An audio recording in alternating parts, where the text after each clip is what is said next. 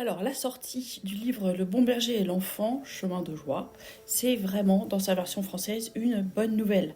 C'est un livre essentiel pour la catéchèse et on l'attendait depuis des années et des années.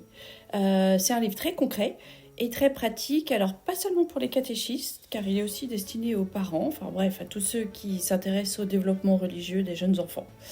C'est le petit frère d'un autre livre de témoignages qui s'appelle Le potentiel religieux de l'enfant, qui avait été écrit par la théologienne et catéchiste Sofia Cavalletti sur son expérience avec des enfants à Rome, cette expérience qui est aujourd'hui connue sous le nom de catéchèse du bon berger.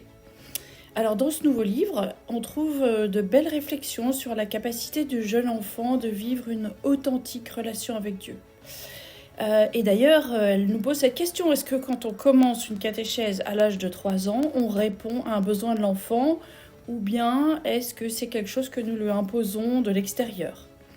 Et si c'est effectivement un besoin, alors de quoi ont-ils réellement besoin pour vivre cette relation avec Dieu ?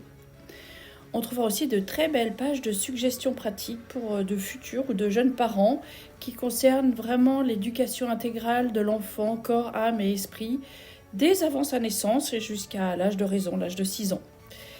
Gianna Gobbi, qui était la principale collaboratrice montessorienne de Sofia Cavalletti, nous donne aussi de bons conseils pour organiser un espace qui soit propice au développement religieux du jeune enfant, que ce soit dans une maison, dans une classe ou dans une salle paroissiale. Alors, dans la seconde partie de l'ouvrage, on détaille vraiment la façon d'aborder certains thèmes religieux avec les jeunes enfants. C'est vraiment des thèmes qui ont été choisis parce que on a pu constater qu'ils remplissaient les enfants d'une joie profonde. On y explique comment présenter ces thèmes, avec quel matériel et selon quelle séquence.